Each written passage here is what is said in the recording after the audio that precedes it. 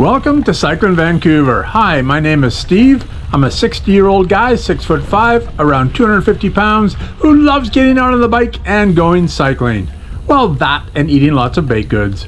Normally, I'm cycling around Vancouver, but this week I'm in the northeast area of Spain on an epic cycling adventure. So if you're interested in seeing what our epic cycling adventure through the Pyrenees look like from the back of a road bike, ridden by some spandex-wearing old dude, sit back and relax and enjoy as we take a side trip out to the Cap de Creus.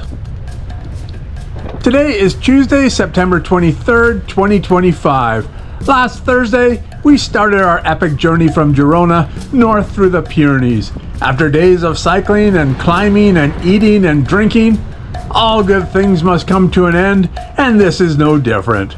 We have finally come to our final day. But rather than just pack up and head south towards La Scala, we are first going to head east for a ride through the Cap de Creus. Thankfully, we again have a beautiful sunny day for this ride. The temperature, it's around 16 Celsius, but it's a little windy in Cadaqués, and we are told to expect significant windy conditions as we near the coast. Though we are going to ride down the coast to La Scala, we couldn't visit Cadaqués without first riding out to the Cap de Creus.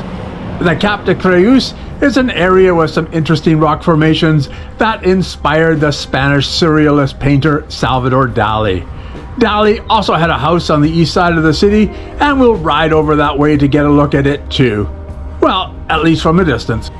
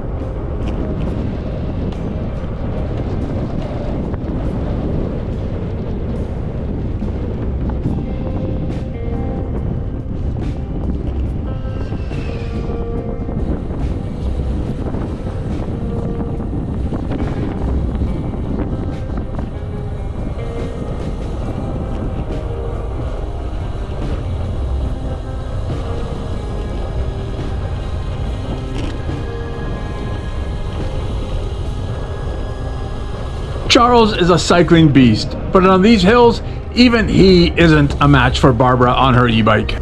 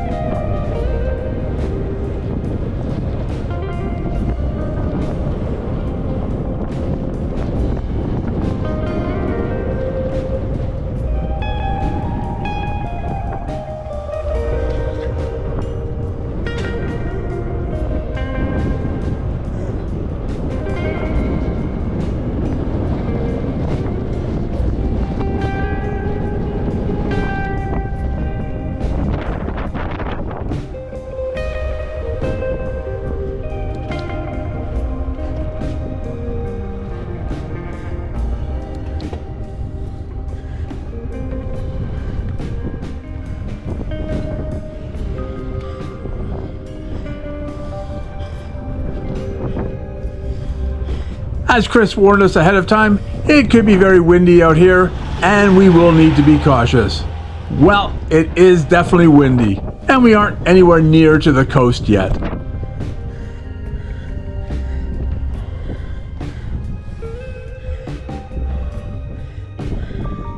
I saw that incline ahead and stopped. I needed a minute to prepare for that. Alan said it was 10%. It looked worse. But it was in the way, and I needed to climb it, so off I went. And yeah, it hurt.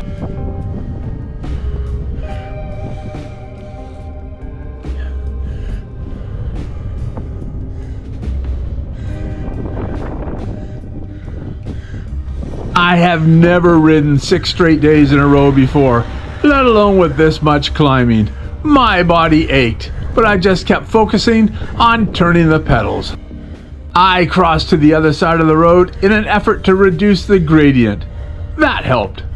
Well, somewhat.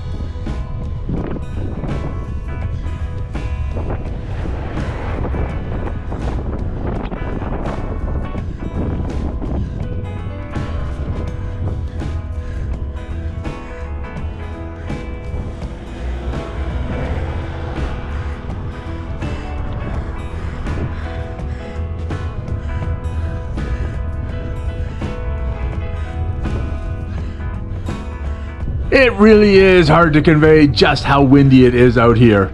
As I understand, the locals actually have a name for this wind. They call it tramontane, which translates to northern wind.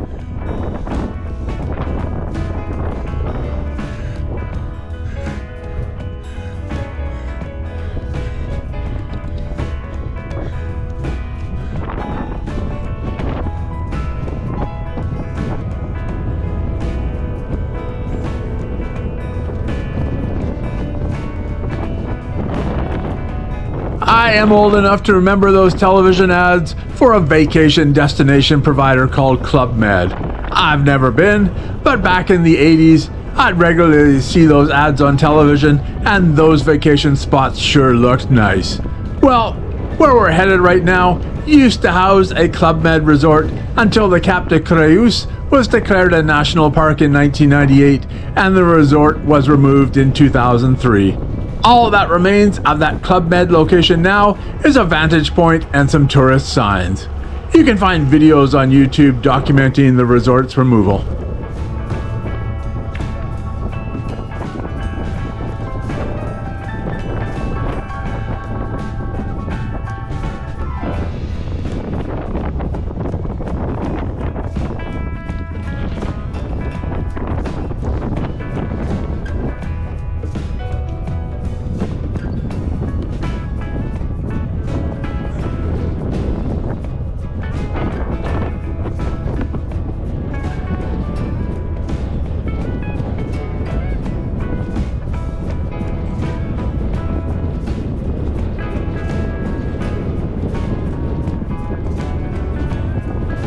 We got to the tourist area by the old Club Med resort. If I wanted to proceed past that point, I would have to dismount and walk. Because my shoes were in such a precarious state, I decided to wait at the tent area while the others hiked down the road. Of course, that allowed me to get some cover from the wind, which I quite enjoyed. I was feeling kind of cold there. I'm not sure how those Club Med vacationers put up with all that wind.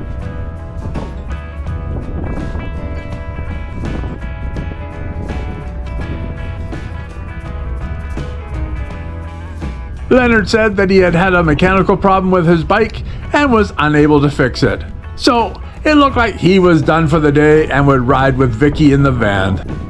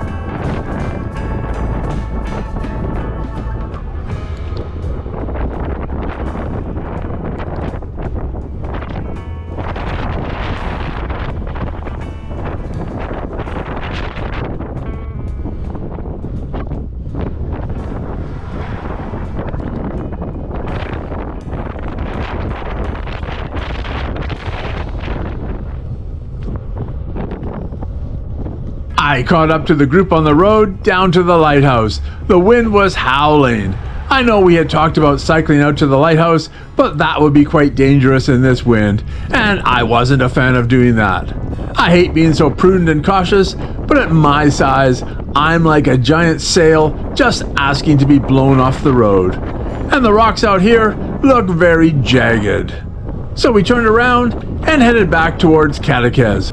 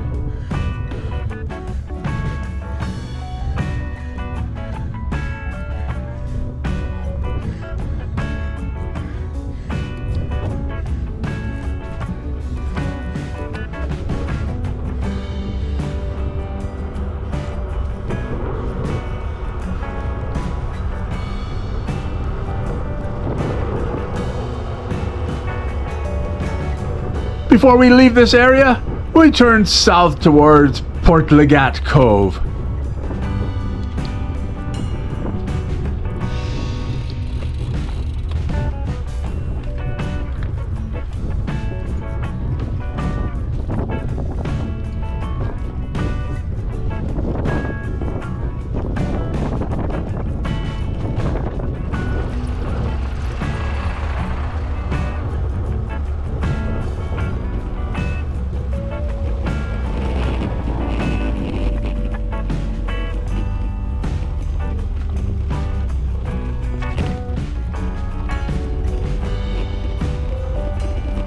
Dali had a house around the cove, and I think you can see in some of his paintings the influence that the cove had on him. For instance, check out the background in his painting, The Persistence of Memory. The bay looks suspiciously like Portlagat Cove, and the ground in front of the bay looks quite similar to that found in the area.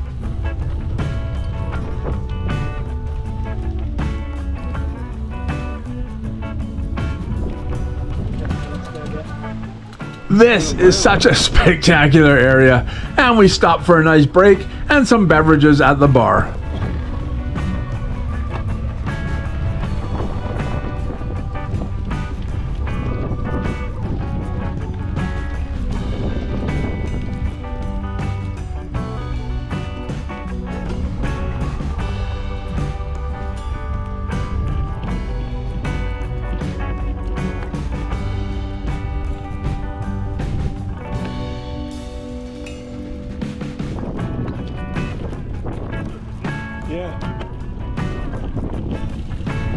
Well, it's time to say goodbye and head back to Cadaqués and start the climb out. We still have a lot of cycling to do yet today to get to La Scala, but this has been a great start to the morning.